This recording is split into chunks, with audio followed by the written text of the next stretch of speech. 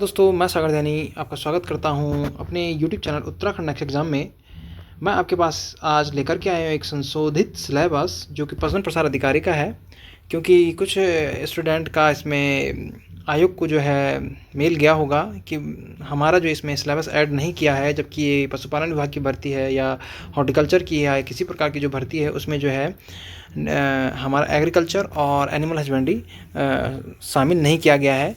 तो फिर अभ्यर्थियों के लिए एक संशोधित पाठ्यक्रम जारी हुआ है, तो उस पाठ्यक्रम की ओर चलते हैं दोस्तों कि किस प्रकार का पाठ्यक्रम जो है इन्होंने अब जारी किया है। इसमें देखिए केमिस्ट्री और बायोलॉजी तो है ही है, साथ में जो है इसमें chemistry, bio, AG and AH जो है ऐड कर दिया गया है, यानी कि अब 4 का पोर्शन हो गया है। अब आप 4 में से इन दोनों को तो एक साथ लगाइए आप, AG और AH को, और कैम बायो अलग अलग है, तो इसमें जो है 33.33% का जो है आपके पास प्रत्येक से जो है अब आने वाले एग्ज़ाम में देखने को आपको मिलेगा, यानी कि 66 या 67% के आसपास आपका कैम बायो होगा और 33% मान के चलिए आपके पास AG/AH होगा। ठीक, तो दोस्तों चलिए अब देखते हैं कि किस प्रकार का इन्होंने सिलेबस यहाँ पे दिया हुआ है।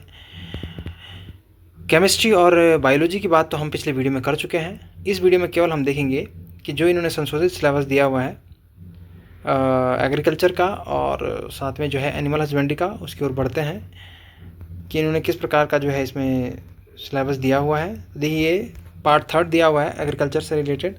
इसमें पहला जो है इसमें जो टॉपिक दिया है इन्होंने वो है हमारे पास क्लासिफिकेशन ऑफ क्रॉप्स, यानी क्रॉप्स का क्लासिफिकेशन है। ठीक, कुछ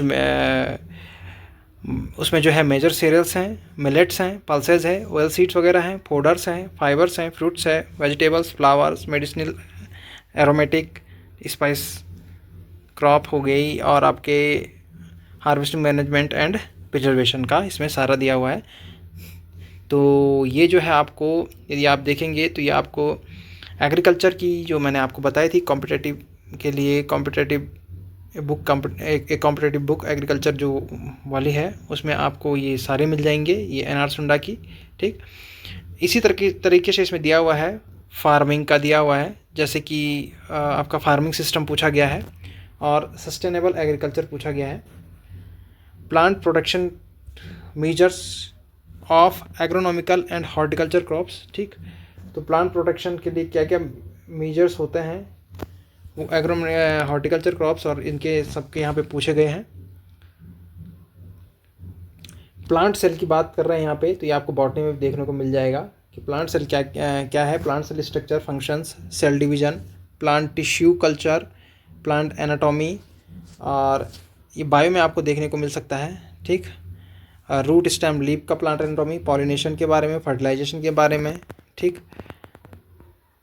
और फोटोसिंथेसिस हो गया, रेस्पिरेशन हो गया, ट्रांसक्रिप्शन हो गया, फोटोपीरियोडिज्म हो गया, प्लांट ग्रोथ रेगुलेटर्स हो गए, जैसे कि हमारे हार्मोन्स हो गए रेगुलेटर्स, यानी कि जैसे ऑक्सिन है या फिर जिब्रेलिन है, साइटोकाइनिन है, ये सभी इसमें है। नेक्स्ट दिया हुआ है क्लासिफिकेशन ऑफ सोइल्स, मृदा का जो है वर्गीकरण पूछा गया है। ठीक, प्रॉपर्टीज पूछी गई है, सोयल फर्टिलिटी के बारे में है, प्रोडक्टिविटी, टाइप्स ऑफ सोयल। ठीक, soil types of soil erosion पूछा गया है, मृदा क्षरण के जो कितने प्रकार के होते हैं, इसका कंजर्वेशन टेक्निक क्या क्या है, concepts of essential plant nutrients. ठीक, तो ये इसेंशियल प्लांट न्यूट्रिएंट्स ये भी आपको बॉटनी में मिल सकता है, लेकिन ये आपको NR सुंडा में भी देखने को मिल जाएगा पूरा का पूरा। ठीक, दियर क्लासिफिकेशन, फिर मैनेजमेंट की बात कर रहे हैं, क्लासिफिकेशन की बात कर रहे हैं, फर्टिलाइजर्स की बात भी कर रहे हैं, ऑर्गेनिक, इनऑर्गेनिक वगैरह, ये फर्टिलाइजर भी आपको अच्छी तरीके से जो है आपको वहाँ पे ही देखने को मिल सकता है। जो कॉम्पिटेटिव बुक ऑफ एग्रीकल्चर है या एग्रीकल्चर कॉम्पिटेटिव बुक जो हमारे NR सुंडा की है उसमें ये पूरा देखने को मिलेगा, उससे बाहर नहीं है मैं जहाँ तक देख पा रहा हूँ। यदि किसी के पास कोई दूसरी भी है फंडामेंटल वाली भी है तो वो भी चल जाएगी इसमें एग्रीकल्चर की, तो वो भी इसमें शामिल होगी। Agro climatic zones of India, climate and weather forecast, various type of agro meteorological equipment दिए हुए हैं, टाइप्स ऑफ इरिगेशन दिए हुए हैं, तो ये सारा का सारा आपको उसमें मिल जाएगा। टाइप्स ऑफ इरिगेशन से रिलेटेड ये पूरा मिल जाएगा, यानी कि जो इरिगेशन के टाइप हैं या सिंचाई के जो प्रकार हैं वो सब मिल जाएगा आपको। ठीक, और बात करें हम ये mushroom and their nutritional status and method of production, basic concepts of bee keeping. ये देखिए बी कीपिंग के बेसिक कॉन्सेप्ट्स पूछे गए हैं, सेरिकल्चर पूछा गया है, ठीक, और प्लांट प्रोपगेशन के मेथड पूछे गए हैं, ठीक, नर्सरी वगैरह सब इसमें जो है इंक्लूड है। देखिए क्या क्या पूछे, नर्सरी मैनेजमेंट हो गया, प्रोटेक्टेड कल्टीवेशन स्ट्रक्चर्स हो गए, type of seed and their production, बीज के प्रकार दिए हुए हैं,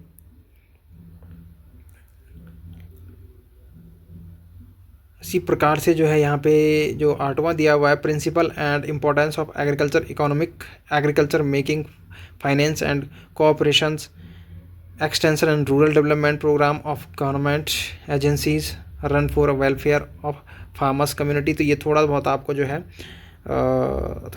जो है ये करंट से भी इसके लिए पढ़ना पड़ेगा, ठीक। नेक्स्ट बात करें study of different types of agriculture farm tools, ठीक, और implements and machinery with their uses, delays and intercultural operation। तो ये सभी के सभी आपको एक फंडामेंटल भी आती है, फंडामेंटल जो है एग्रीकल्चर की, ठीक, और एक आती है competitive, a book of competitive agriculture. तो एन.आर. सुंडा के द्वारा जो है पब्लिश की हुई है, तो वो भी आप लोग उससे पढ़ सकते हैं, उसी में आपको ये सब मिल जाएगा। नेक्स्ट बात करें हम एनिमल हस्बेंड्री की, तो एनिमल हस्बेंड्री में जो पूछा गया है पहले हैं breeds, characteristics and salient features of different breeds of cattle, buffalo, sheep, goat, pig and poultry. ये मोस्ट इंपॉर्टेंट है और इसी से इसमें सबसे ज़्यादा क्वेश्चन बनते हैं। तो इस वाले जो टॉपिक है इसको छोड़ना मत, ब्रीड सबसे पहले पढ़ना और इनके कैरेक्टरिस्टिक, कोई भी हो, गाय की कोई भी ब्रीड पूछ ले, ठीक, साहिवाल से रिलेटेड पूछ सकता है, या एचएफ से रिलेटेड पूछ सकता है, या जर्सी से रिलेटेड पूछ देगा, या फिर आपके सिंधी से रिलेटेड पूछ देगा, ठीक, या हो सकता है आपका जो है गिर से संबंधित पूछ देगा, या हमारी बद्री से संबंधित पूछ सकता है, कुछ भी पूछ सकता है। तो उसमें उसके कैरेक्टर दे देगा या पूछ देगा कि ये किसकी नस्ल है, ठीक। ऐसी बफेलो में मैसाने का पूछ, मुर्रा का, कोई भी आ सकता है आपके पास। सीप का पूछ सकता है कि भाई ये जो है मरीनो वगैरह कहाँ की है, ये चीज़ें पूछ सकते हैं। गोट में हो गया, पिग में हो गया और पोल्ट्री में हो गया, ठीक। तो ये आपको सबसे पहले पढ़ना है, ये आपको एनिमल हस्बेंड्री एन.आर. सुंडा के लास्ट वाले पोर्शन में देखने को मिल जाएगा। Feed and it's classification, feeding management of different category of live stock, ठीक। देखिए फीड का मतलब हो गया इनका जो है फीड के टाइप क्या क्या होंगे, किस प्रकार का इनमें जो है फीड दिया जाता है, और उसकी क्लासिफिकेशन क्या है, फीडिंग मैनेजमेंट कैसे की जाती है, different category of live stock, ठीक। यहाँ दिया है cultivation practices of fodder crops, जैसे लेग्यूमिनस और नॉन लेग्यूमिनस फोडर क्रॉप्स होती है, ठीक। तो इनको भी वो करना है, पढ़ना पड़ेगा आपको कि लेग्यूमिनस वाली कौन सी है और नॉन लेग्यूमिनस कौन सी आती है, ठीक, क्योंकि ये फोडर है। फोडर ट्रीज, टेम्परेट फोडर दिया हुआ है, फोडर ट्रीज और टेम्परेट फोडर ट्रीज का मतलब हो गया कि कौन कौन से फोडर ट्रीज होते हैं आपके, उन ट्रीज के बारे में, ठीक। पेरेनियल फोडर दिया हुआ है, प्रिजर्वेशन और कल्टीवेशन ऑफ फोडर, किस तरीके से प्रिजर्वेशन और कल्टीवेशन करते हैं, चाहे वो हे बनाने की विधि हो, चाहे साइलेज बनाने की विधि हो, तो उसको भी थोड़ा देखना है कि कितना पीएच किस में दिया जाता है, किस में कितना परसेंट ड्राई, कितना परसेंट जो है ड्राई हो गया, और कितना परसेंट मॉइस्चर लेना पड़ता है हे में या फिर साइलेज में, है ना, और उसमें कितना जो है कितने पीएच कितना होगा हे या साइलेज का, जो भी होगा वो चीज़ इसमें आपको देखने को मिलेगी। various dairy farm management practices and different method of identification techniques in domesticated farm animal, method of age determination की method पूछ रहे हैं यहाँ पे कि भाई आयु ज्ञात करने की कौन कौन सी विधि है, चाहे उस सींग पे छल्ले बनने वाली विधि हो गया या फिर आपके दांतों के द्वारा उम्र ज्ञात करने वाली विधि हो गई, इसमें सब चीज़ें यहाँ पे देखने को मिलेगी, और वो आपको शॉर्ट आपको एन.आर. सुंडा में मिल जाएगा, ठीक, क्योंकि इसमें ज़्यादा इतना आता है नहीं कि कुछ ज़्यादा ही डीप में चला जाएगा, शॉर्ट ही देगा, ठीक। और दिया है फिर and restraining of live stock को कैसे रिस्ट्रेन किया जाता है, कैसे पशुओं को जो है काबू में लाया जाता है, रिस्ट्रेन करना का मतलब काबू हो गया, चाहे वो रूफ्स मेथड है, मतलब अलग अलग मेथड्स होती है इसमें, तो उन मेथड्स के बारे में आपको पढ़ना है। फिर इसमें जो है चौथा पॉइंट है प्रिंसिपल ऑफ हाउसिंग मैनेजमेंट। ठीक है, हाउसिंग मैनेजमेंट के प्रिंसिपल, तो इसमें तो हाउसिंग कैसे कैसे की जाती है, चाहे हमारे पास डेयरी है तो उसमें हाउसिंग कैसे करेंगे हम, टेल टू टेल मेथड से करेंगे, या फिर जो पोल्ट्री है उसमें जो है कितना एरिया जो है एक पोल्ट्री के लिए एक उसके लिए जो है सुटेबल होता है, ये सब चीज़ें इसमें जो है देखने को मिलेगी। ठीक, तो वो सब चीज़ें पढ़नी है। Hygiene and sanitation practices. ठीक, hatchery management of poultry, poultry का हैचरी मैनेजमेंट आपको देखना पड़ेगा कि किस प्रकार से जो है अंडे से चूजे निकलने में कितना दिन लगता है। ठीक, फिर जो है ये सब चीज़ें इसमें जो है देखने, क्योंकि हैच आउट क्या टाइमिंग होती है हैच आउट की, ये सब चीज़ इसमें पढ़ना पड़ेगा। पूरा मैनेजमेंट ही दिया है उन्होंने। ठीक, फिर लास्ट इसमें पाँचवा दिया हुआ है, लास्ट नहीं बल्कि लास्ट तो अभी और है, तो इसमें पाँचवा दिया हुआ है morphology and physiology of different farm animals. ठीक, digestive and reproductive system of a ruminant and non-ruminant animals, morphology and physiology of different farm animal।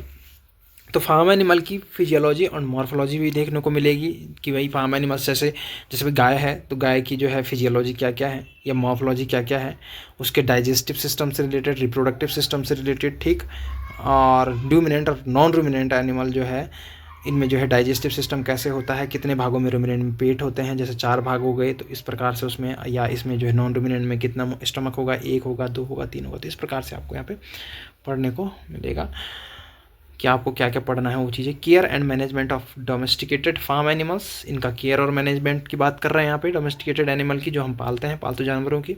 Importance of artificial insemination most important, इससे क्वेश्चन बन सकता है कि भाई artificial जो AI है इसकी इंपॉर्टेंस क्या है। ठीक, embryo transfer technology and cloning of farm animal. ठीक, तो ज़्यादा कुछ नहीं, एक एक क्वेश्चन तो इनसे बन ही सकते हैं कि भाई क्या है आपका जो AI है। ठीक, AI से संबंधित बन सकती है, इसका फुल फॉर्म ही पूछ लिया, ये भी काफ़ी है। ठीक, एम्ब्रियो ट्रांसफ़र टेक्नोलॉजी के बारे में पूछ सकते हैं कि भाई एम्ब्रियो ट्रांसफ़र टेक्नोलॉजी जो है फार्म एनिमल्स का जो है ये हमारे कहाँ किस फार्म पे किया जाता है एम्ब्रियो ट्रांसफ़र, या सब शुरुआत यहाँ उत्तराखंड में कहाँ से हुई, तो ये सब चीज़ें इसमें पूछ सकते हैं। Principle of clean milk production. ठीक, क्लीन मिल्क प्रोडक्शन की क्लीन मिल्क प्रोडक्शन जो है किस तरीके से प्रिंसिपल है। ठीक, इसकी टेक्निक कौन कौन सी है, चाहे वो फुल हैंड मेथड है या फिर नकलिंग मेथड है या फिर आपका अलग 2-4 विधियाँ हैं, वो चीज़ें हैं इसमें। कंपोजिशन ऑफ मिल्क, मिल्क में क्या क्या कंपोजिशन, कितना % फैट होता है, मतलब प्रत्येक में गाय के मिल्क में कितना % फैट है, कितना % प्रोटीन है, कितना % जो है केसिन वगैरह जो भी होता है वो कितना कितना % है ना प्रोटीन में, तो ये पूछे हैं। फिर उसके फैक्टर पूछे हैं।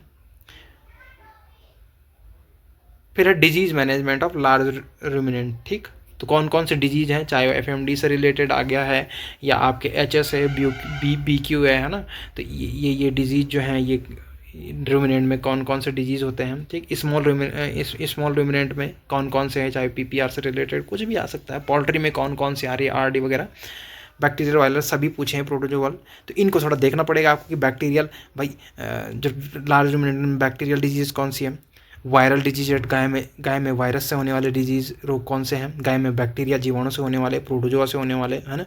फिर इसमें न्यूट्रिशनल डिफिशिएंसी डिजीज़ कौन कौन सी होती है। ठीक, इसी प्रकार पोल्ट्री में देखना पड़ेगा। और स्मॉल रूमिनेंट, यानी कि स्मॉल का मतलब हो गया छोटे, जैसे आपका भेड़ और बकरी से संबंधित यहाँ पे पूछा गया है, तो भेड़ बकरी में कौन कौन से रोग होते हैं, वायरल बैक्टीरियल जो भी पूछे गए इसमें। ठीक, ऐसी गाय भैंस में कौन कौन से होते हैं, और फिर पोल्ट्री में कौन कौन सी होती है, क्योंकि विभागीय जो है पशुपालन का है तो पशुपालन से संबंधित तो पूछेगा ही।